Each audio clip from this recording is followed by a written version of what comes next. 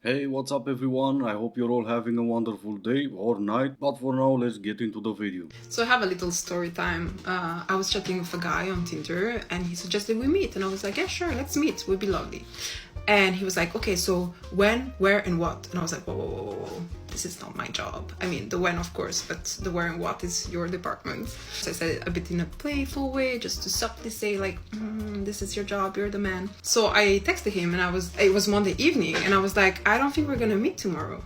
And he was like, why so? And I was like, I don't have a time, I don't have a place, everything is vague. I'm not that desperate to date a guy who puts such little efforts in such little things. It's not to waste each other's time, you know?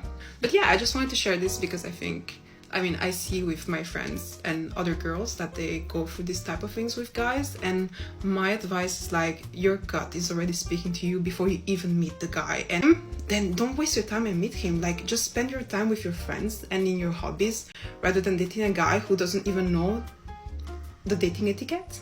Look at you talking about dating etiquette like you know any. One lady in her comment section said, no, I prefer to choose because I want to make sure I like it and I'm comfortable. Also, I choose somewhere closer to my house. This TikToker responded with, I feel you. My point was more he should come up with suggestions rather than expect me to just do everything. See, dating etiquettes go pretty much like this. The man you're dating is gonna tell you you need to be at that place on that day at that time, and you're gonna be at that place on that day at that time. That would be for some pretty controlling, right? Another lady said, just pick a place that you like, why make it complicated? This TikToker responded with, that's not the point. You never even had a point.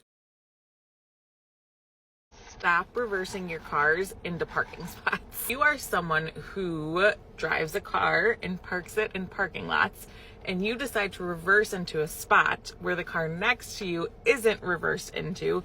There's a very good chance you could be pulling next to someone who has to get a kid, multiple kids into their car seats, and you're making that very, very, very difficult. Behold, someone has reversed into the parking spot next to me on the side of the car where my daughter's car seat is. So I go to open it and there's about this much of a big car. So imagine if you didn't have a big car and you're trying to do that. Yeah, you would have the same result even with a smaller car. You or whoever parked next to you didn't do a very good job. It has nothing to do with reverse parking. Usually the car will have the same width no matter if you're talking about the front or the rear.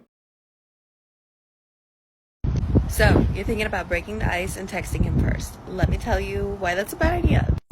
First and foremost, I am a professional, so grab a pen and paper.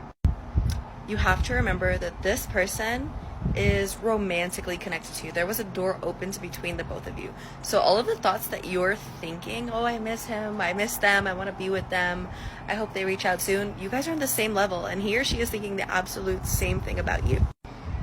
So if you were to reach out, not only are you making things easier for them, but you're giving the reassurance that they can come and go as they want, and you're always going to stick around. But how can that be? There's a connection, right? I thought there's a locked door, so he can't leave even if he wanted to. Still no idea what the pen and paper was for, but let me manifest you inside your home so it's not that windy. Let me teach you how to get them to reach out first. That way you kind of have the upper hand. Step one, take this off the pedestal. They're going to reach out. It's not a big deal. When it happens, it happens. Step two, you're going to start focusing on yourself. Whatever it is that makes you happy, you're going to start doing it. Step three, you're going to start your affirmations. Now, these affirmations don't have to be super spiritual, holistic, whatever it is you want to call it. They could be really simple. My favorite one would be, they're going to reach out to me. Once you take this manifestation off of the pedestal, you're showing the universe that you have trust within it. Yeah, and the universe will be retrograding or something. You don't even have any idea what you're talking about. You've heard some crap on the internet and you've made that your daily affirmation. Focusing on yourself, absolutely. You do you, but I don't even have the patience anymore to argue that. But it's not you take this manifestation off the pedestal. You almost got it right the first time. You take him off the pedestal. You ladies want to listen to this, go ahead. This is your hero. Leila the manifestess. Delusional big sister vibe. She's gonna help you manifest your ex back because for some reason you're gonna want to do that, and she's for hire because of course she is. This is who you ladies listen to, the one who tells you from the beginning she's delusional. Then why not take advice from some homeless guy about how you can buy your first house? Most people ask questions about problems that they have in their life, and I try to point them in the right direction. That's not a lawyer, that's a therapist. So as a lawyer, what makes you more qualified to provide like better advice than the average person? Law school. Huh? Law school? Okay, so like how? Like what about law school? I mean, like, that's a really loaded question. It's like asking an engineer, what makes you better at being an engineer than just someone off the street that Okay, went but to what if you high ask a school? lawyer like an emotional question? Does law school make you like more qualified to answer that kind of question and get advice That's on not that? what we do. These are legal questions. But you said they come for problems. You didn't clarify. You said legal problems. What if I'm a lawyer? Or just So, I mean, problems? I don't mean to be rude, right? But it's kind of implied that if you're asking a lawyer, you're asking them a legal question. You don't call your podiatrist and ask them about your taxes, do you? Well, no, I just asked you. I was like, "What do you do?" You said answer people's questions with problems. So that could Correct. be Most people have like problems. They don't know where to start. So legal problems. I don't need to specify legal problems. It's implied with the word lawyer. Where'd you go to law school? My only question would be, what gave you the idea that you can be that disrespectful to a complete stranger? He didn't stop you, you were just walking by and you decided to go back and ask him a bunch of questions. And as a man, and I'm talking about those two, why do you waste your time with someone who's being disrespectful like that with strangers in public? Someone with that big of an ego that she feels entitled to some complete stranger's answers? Someone with that IQ level she doesn't understand people will not ask a lawyer questions about what type of food he feeds his dog? Alright, time to read one more for everyone just listening. Nothing more humbling than getting public transport in Europe when you're dressed up for dinner. I don't think they understand people do live in Europe and they see this video. Cause I can think about something that's more humbling. The two of you already dressed up for dinner could not afford $20 for an Uber. Or even $10 in some places. He texts you every day. That doesn't mean he's asked you to be exclusive. Doesn't mean he's presented you to his friends. Doesn't mean he says he's talked about you to his family. Doesn't mean people do a lot of different things for so many different reasons. And the only way you can actually know that it means something is when all of those things are combined, and they're called consistency. When he talks to you regularly, when he shows up for you regularly, when he's able to listen to you regularly. You mean he's doing everything you said it doesn't mean ish in the beginning? Found another one of your heroes, ladies. Not convinced? Well, watch this then. This is me connecting with a tree. Because they have so much wisdom, that's why it's called grounding. I wanted to dive really deep for a second on multidimensional contact and sort of how it is going to work for you.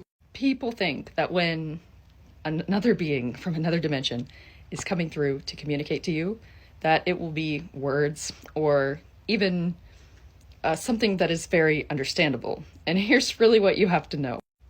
Beings from higher dimensions communicate through the symbology that is in your mind, okay? What a shame. If they communicated by bringing me some money, then I would have listened to you. Oh, but how is she connected to dating? Well, imagine going home to her every single evening. Picture listening to her every single evening. Me, I would rather go home to the one from yesterday who said she hated men. I've said it once and I'll say it again. I hate men. At least with her you get some sense of achievement when you get her to call you daddy. With this one you'll never know for sure if she's the one calling you or some thingies from dimensions. Thinking about printing and selling t-shirts that say, "Do not take pictures of me," with a QR code that automatically sends their camera to a page that downloads a virus, exports their data to your phone, and then factory resets their phone. What do we think? That if you really wanted, you would have done it by now, but laying on your couch posting TikToks is way cooler. The best way to be able to accept past choices that you made is to remind yourself that you weren't the person you are today back then, and that you've taken the lessons you needed to learn, and that you're a better version of yourself as a result. Yeah, that's a good excuse to have. What if I did 10 years for scamming people? Am I still a better version of myself today? Know that you can flip things in a pan by just flipping the. Did you guys know you could stir your coffee with a spoon by just. Did you guys know you can strum your guitar by only. Did you guys know you can brush your teeth like.